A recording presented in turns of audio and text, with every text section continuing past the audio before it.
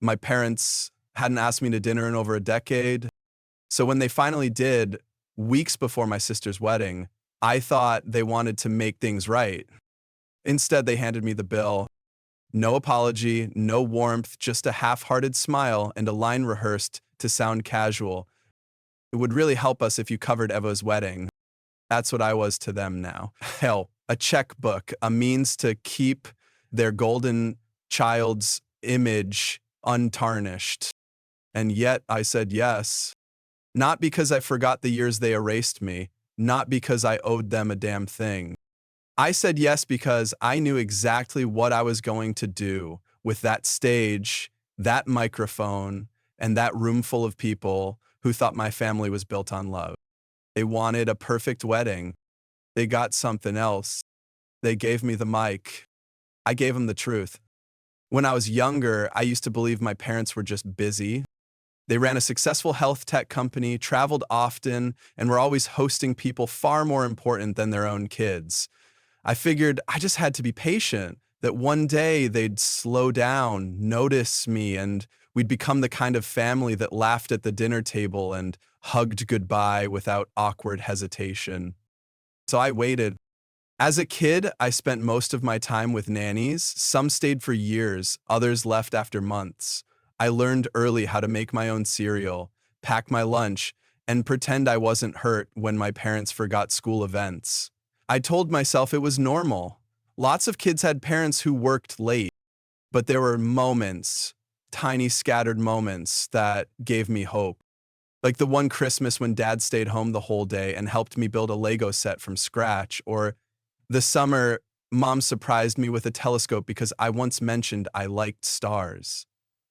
I clung to those slivers of attention like oxygen. I thought if I did better, got higher grades, cleaned up without being told, smiled more, they'd give me more of that warmth.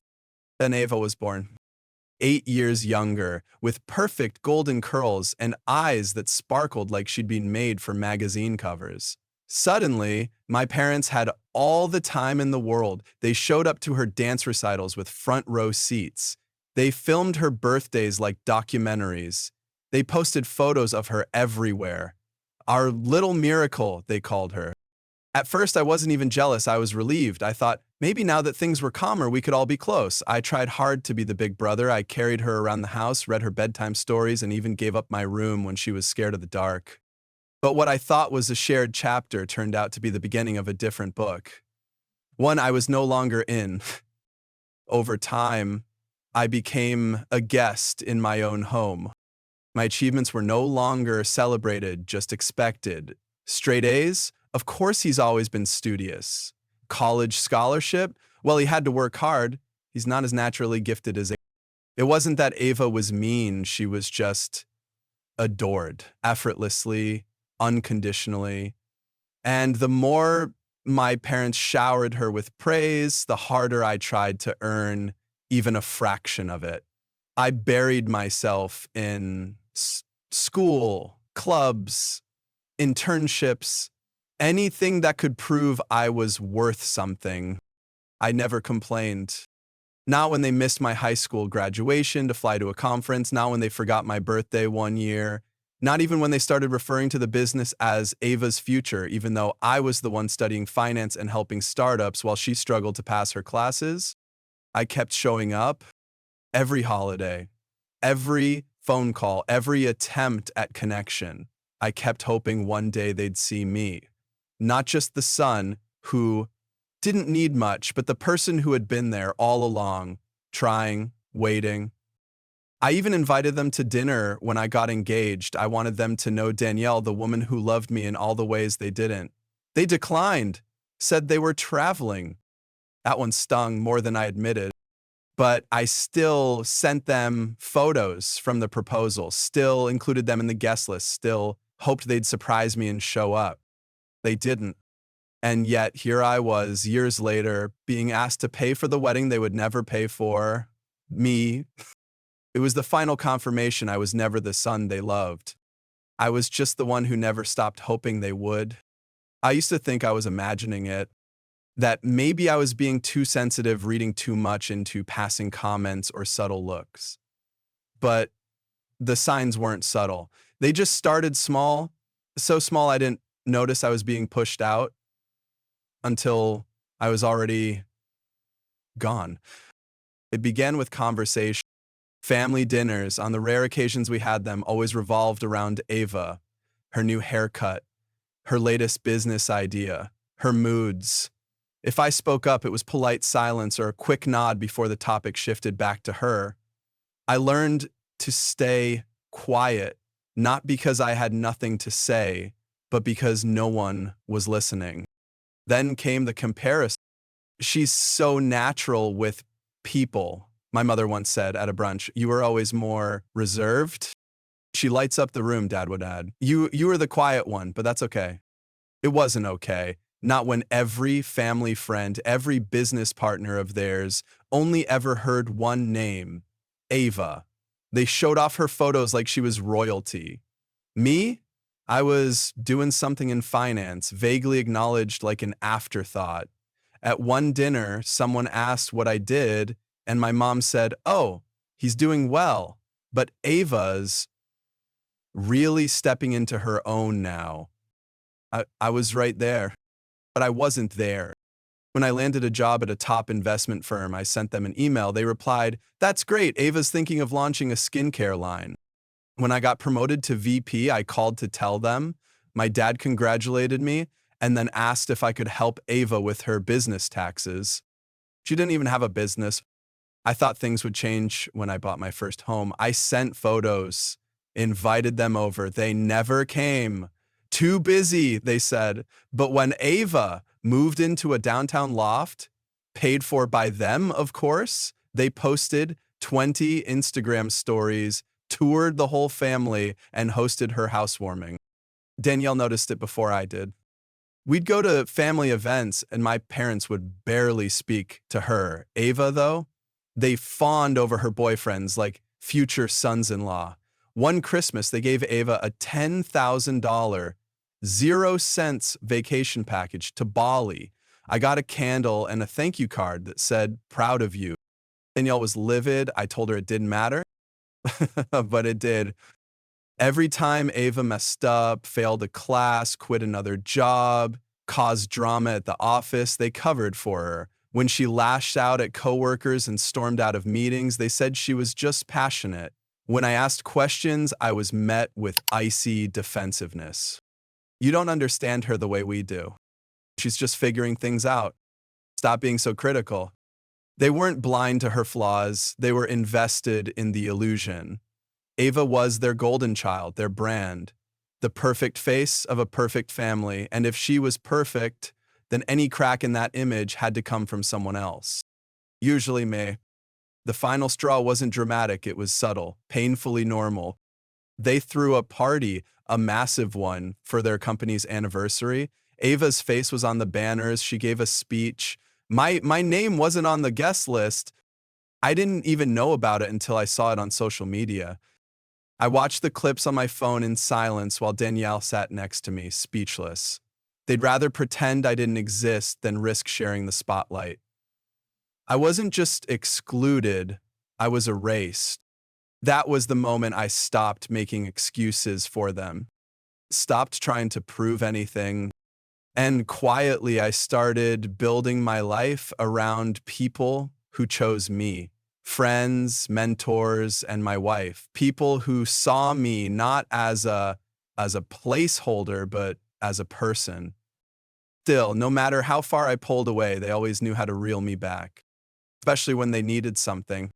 The funny thing about betrayal is that it rarely comes with fireworks. It comes quietly, packaged in politeness, delivered with a smile. After a wedding, Danielle and I returned home filled with the kind of joy you wish you could bottle up forever. Venice had been magical, intimate, real. We paid for everything ourselves, every room, every flight, every flower. We didn't need a massive guest list. We just wanted our people, and for once I felt like I had everything I needed.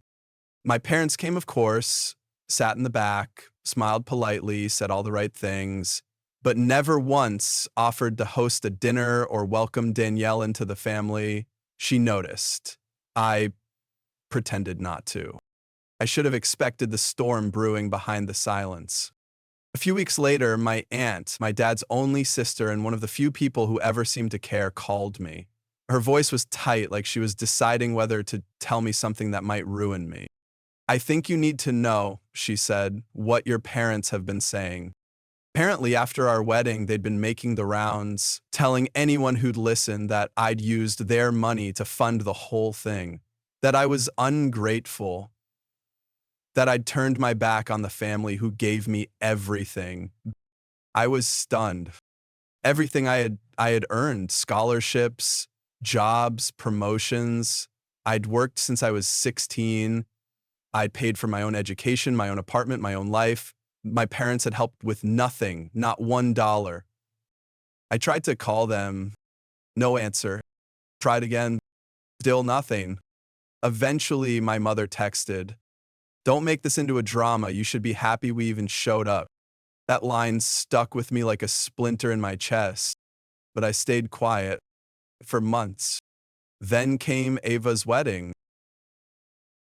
I didn't hear it from them. I heard it from my aunt. Ava was blown away by our ceremony in Venice and now wanted something just as beautiful. The problem? She and her boyfriend were broke. No job, no savings, but all the demands in the world. A luxury wedding in Tuscany, private villas, imported flowers, designer gowns. A performance, not a celebration.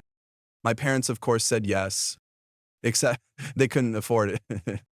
Their business had been hemorrhaging money for months. A bad deal, a lawsuit pending. The Tuscany wedding was out, so they tried Hawaii instead. Still expensive, still excessive, but manageable. Barely. Even then, they didn't tell me. I met them once for lunch during this planning chaos. They said nothing about it, pretended everything was fine, talked about the weather, politics, their dog. I left thinking maybe I was over it, maybe distance was better. And then, out of nowhere, the dinner invitation came. First one in 10 years. Danielle was excited. "Maybe they're finally ready," she said. I wanted to believe that too. Their house was immaculate, candlelight, wine chilled, steak medium rare, just how I like it. For a moment, I let myself feel something stupid. Hope. Then, after dessert, my father folded his napkin and cleared his throat. "We've hit a rough patch," he said. "We were hoping you might help with Ava's wedding," my mother added softly. I stared at them.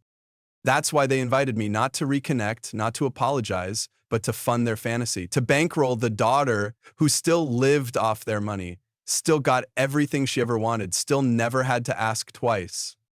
Danielle reached for my hand under the table. I could feel her pulse, tight, fast. They kept talking numbers, venues, how important this is to Ava, how much it would mean to the family. And then they said the line that snapped something in me. "You already had your special day." As if love was a finite resource, as if I'd used up my share. I said yes, not because I wanted to, because I knew this was my moment, my stage, my final shot at telling the truth. But I had two conditions. One, I would control every detail of the wedding design. Two, I would give a speech. They looked surprised. "Of course," my dad said too quickly. Maybe they thought I was finally trying to be part of the family again. They had no idea. I held it together through the drive home. Danielle didn't say much. She didn't need to. Her silence was soft, not cold. She knew the storm was inside me, not around us. When we got back to our apartment, I went straight to the balcony and sat there for hours, staring out at nothing. The city lights blurred. Cars passed, life moved on, but inside me something had stopped. I didn't feel angry, not at first.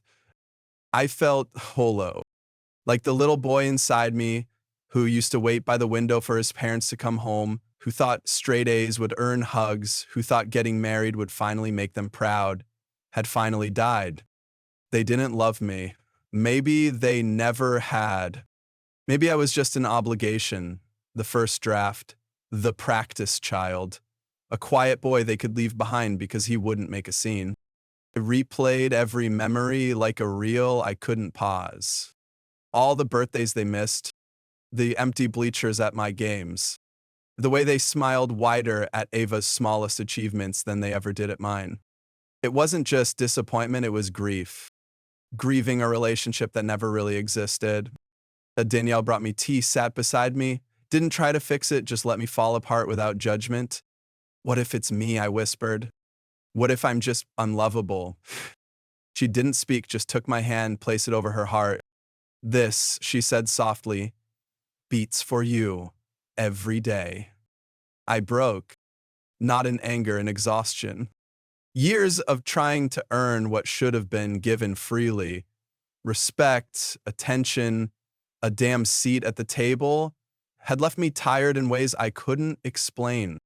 I thought about canceling the whole thing, the speech, the wedding, letting them win by staying silent one more time.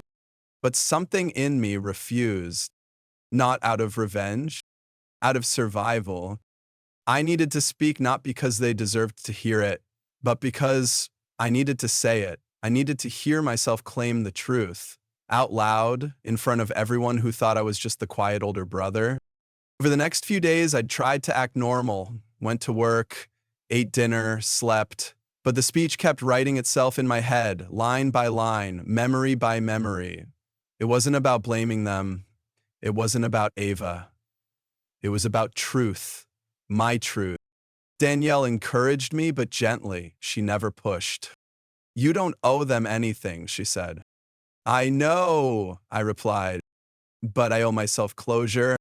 She smiled. Then give yourself that, however it looks. So I started preparing. I worked late into the night, rewriting every word, not to make it perfect, but to make it real. I didn't want tears. I didn't want gasps. I just wanted to finally be seen. Even if it was only for 5 minutes. Even if I had to buy my way onto the stage. Recovery didn't come like a lightning strike. It came slowly, almost unnoticeably, like the way your body stops shaking after a long cry. I started waking up a little earlier, eating better, sitting with Danielle in the mornings just to drink coffee in silence. Some wounds don't need to be stitched, they just need space to breathe. I stopped checking my parents' social media, stopped wondering what they were telling the world. I wasn't interested in managing their narrative anymore, I was building my own. The wedding was weeks away. I had full control just like I asked for. I spoke to the vendors myself, reviewed venue options, approved the decor. I made tasteful choices, classy but minimal, no flash, no pretense. Ava wanted a fantasy, I gave her something real. Danielle watched me with a mix of pride and quiet concern. Are you sure you're okay? She asked one night. I don't know, I said, but I'm sure I'm not hiding anymore. It wasn't about the wedding, it was about proving to myself that I could stand in the same room as the people who hurt me and not shrink. That I could speak without apology. And slowly the fear faded. Not because they changed, but because I no longer needed their validation. I no longer chased their praise like air. And when you stop needing something, it loses its power over you. I rehearsed my speech, not in the mirror, not aloud, just over and over in my head while riding the subway, washing dishes, lying awake at 2 a.m. I wasn't memorizing it, I was owning it. Every word was a step out of silence. Danielle offered to help write it, but I told her I needed to do it alone. This was mine, not because I was a victim, but because I had been quiet long enough. The night before the wedding, we arrived in Hawaii. Everyone was buzzing. Family members I hadn't seen in years gathered at the hotel, smiles, laughter, flashy dresses. Ava looked radiant and already irritated. She didn't like the color palette. The flowers weren't elegant enough. Her fiancé looked overwhelmed. My parents, of course, hovered around her like handlers around a celebrity meltdown. No one asked how I was doing, and I didn't care. I wasn't there to be liked, I was there to close a chapter. Danielle and I had our own room away from the chaos. That night we sat on the balcony watching the waves. "You don't have to go through with it," she said. "I know," I replied, but I want to. Not out of bitterness, out of clarity, because if I didn't say what I needed to say now, I'd carry it forever. He nodded and kissed my shoulder. "I'll be right there when you're done." That moment, more than anything, grounded me. I had always wanted to be chosen, and now I finally was by someone who didn't need to be convinced. The next day came fast, the ceremony, the photos, the forced smiles. I kept my distance, stayed quiet, but inside I was calm. I had found peace, not because they gave it to me, but because I stopped asking. And that was the beginning of power. The ceremony went as expected.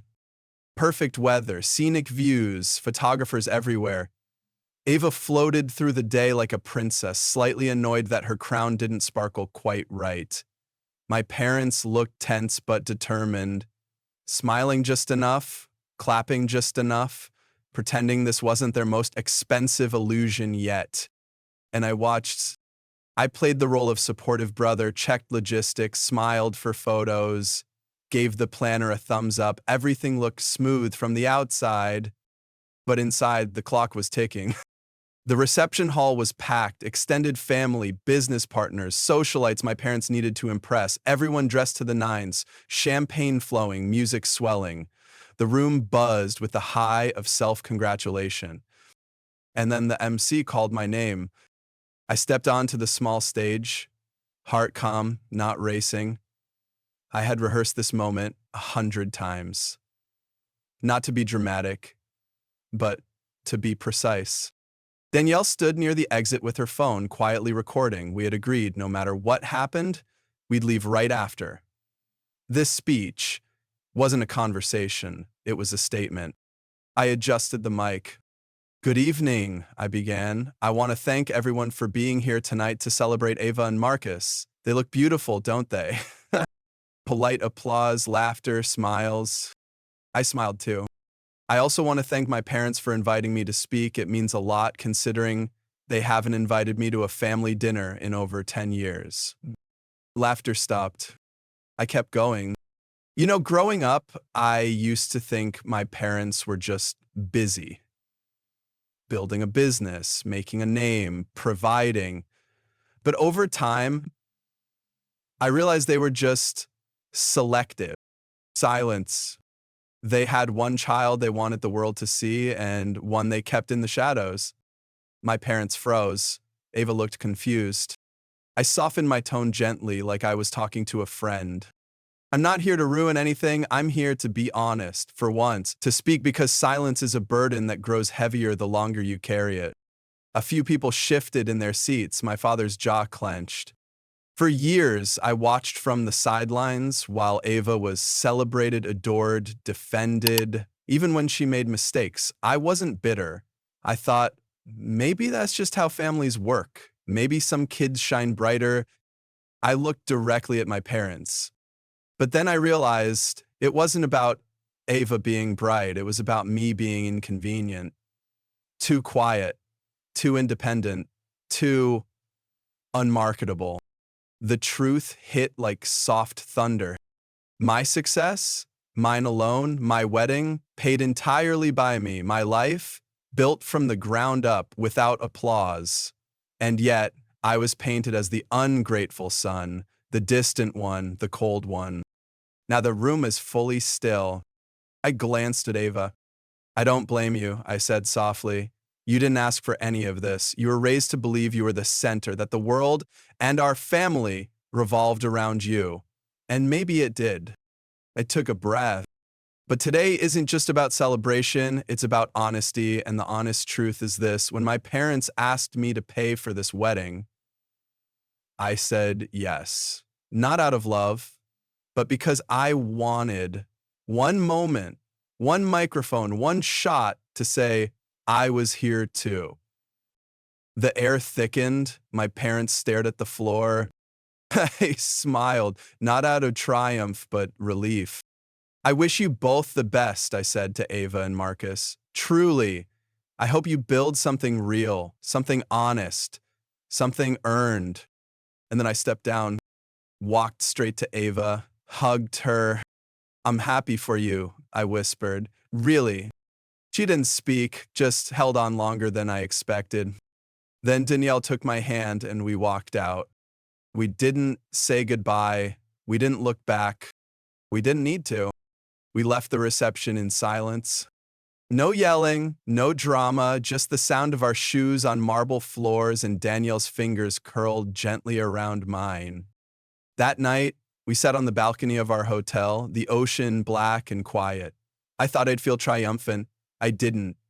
I just felt free. The next morning, Ava showed up at our door. She didn't knock gently. She didn't come with pretense. She opened the door and walked in like she was still 12 and I was still the brother who'd let her do anything. But she didn't yell. She hugged me hard and she cried. I didn't know, she whispered. I didn't know they treated you like that. We sat there for an hour just talking, really talking for the first time in our lives. She told me how our parents had painted me as cold, distant, and selfish, that I never wanted to be part of the family, that I thought I was better than them. And she believed it until last night. Everything makes sense now, she said, wiping her eyes. I'm sorry for all of it.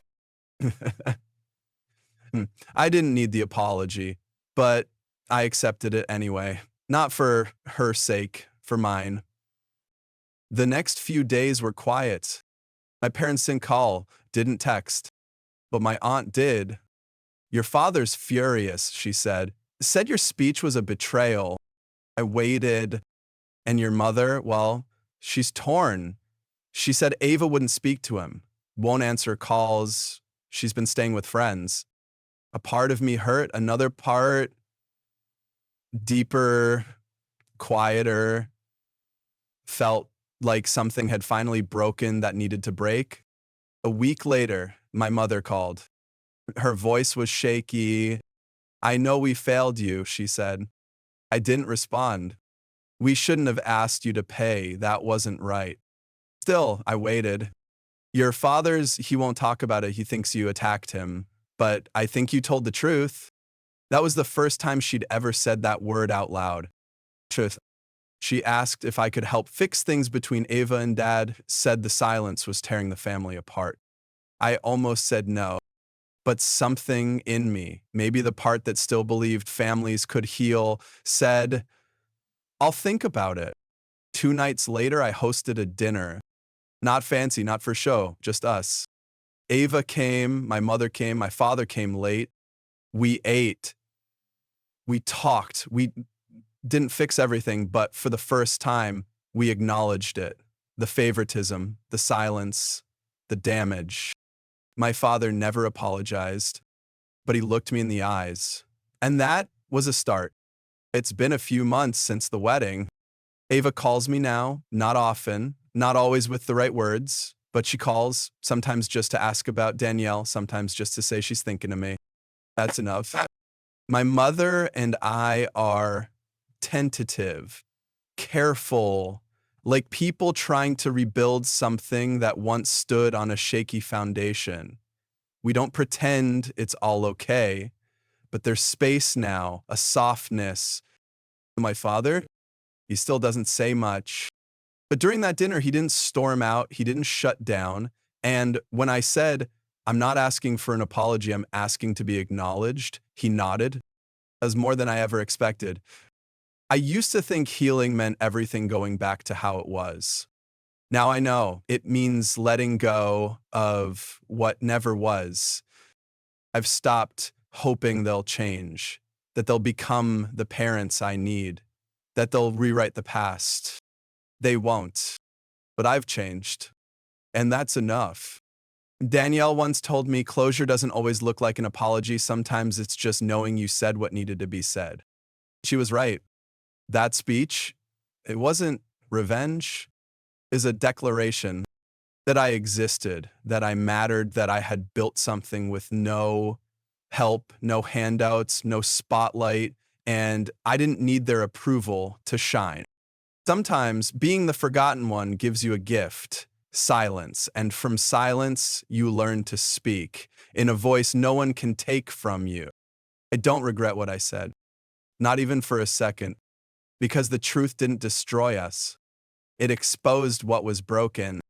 And once something's exposed, really exposed, it has a chance to heal. Maybe not completely, maybe not neatly, but truth makes space for new conversations, for real relationships, for love that isn't conditional. I didn't burn the family down. I lit a match so everyone could finally see.